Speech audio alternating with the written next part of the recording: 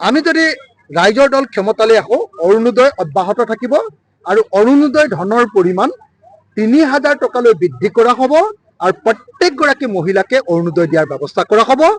লগতে খেতিয়ক আৰু শ্ৰমিকসকলকো 65 বছৰৰ ওপৰ হ'লে তেওঁলোককো অৰুণোদয় দিয়াৰ ব্যৱস্থা কৰা হ'ব। লগতে ফিজিকেলি চেলেঞ্জ প্ৰত্যেকজন নাগৰিকক ৩,০০০ টকাকৈ অৰুণোদয় দিয়া হ'ব। ১ ২ আমি যদি সঁচাকৈ ক্ষমতালৈ আহোঁ, তেতিয়াহ'লে সকলো মহিলাৰ মাইক্ৰ' ফাইনেন্সৰ ধাৰবিলাক মাফ কৰি দিয়া হ'ব। ৩ অসমৰ প্ৰত্যেকডৰা পথাৰত বছৰৰ ৩বাৰ খেতি কৰিব পৰাকৈ সেউজীয়া কৰি দিয়া হ'ব। ৰাউণ্ড দ্য ইয়াৰ কাল্টিভেশ্যন কৰি প্ৰত্যেকজন খেতিয়ককে ধনী কৰা হ'ব। ৪ প্ৰত্যেকজন খেতিয়কৰ কাৰণে মিনিমাম ছাপৰ্ট প্ৰাইচ, ধানতো মিনিমাম ছাপৰ্ট প্ৰাইচ থাকিব, সৰিয়হতো থাকিব, মাকৈটো থাকিব, আপোনাৰ মৰাপাটতো থাকিব, বিলাহীটো থাকিব, ক্ষুদ্ৰ চাহ খেতিয়কৰ চাহপাততো থাকিব, আমাৰ ৰবৰ বাগানৰ ৰবৰ খেতিটো থাকিব, চবতে মিনিমাম ছাপৰ্ট প্ৰাইচ দিয়া হ'ব। এইটো ৪ ৫ যদিহে আমি সঁচাকৈ চৰকাৰলৈ আহোঁ, এখন গাঁৱত এটা ইণ্ডাষ্ট্ৰী হ'ব আৰু এখন গাঁৱত ইণ্ডাষ্ট্ৰী কৰি সেইখন গাঁৱৰ সকলো নিবনুৱা নাইকিয়া কৰি দিয়া হ'ব।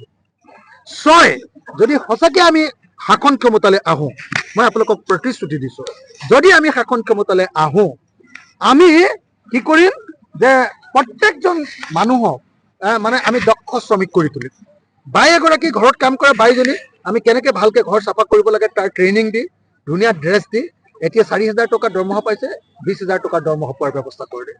চিকিউৰিটি গাৰ্ড কৰিবলৈ যোৱা ল'ৰাবিলাকে ১৫,০০০ দৰমহা পাইছে, মই পুলিচৰ ট্ৰেইনিং দি তাক ৪০,০০০ টকাৰ দৰমহা পোৱা কৰি দিম। দক্ষ অসম এখন তৈয়াৰ কৰি দিম।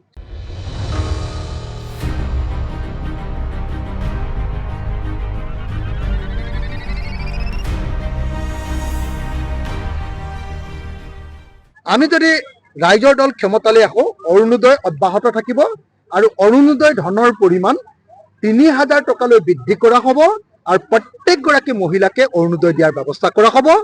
লগতে খেতিয়ক আৰু শ্ৰমিকসকলকো 65 বছৰৰ ওপৰ হ'লে তেওঁলোককো অৰুণোদয় দিয়াৰ ব্যৱস্থা কৰা হ'ব।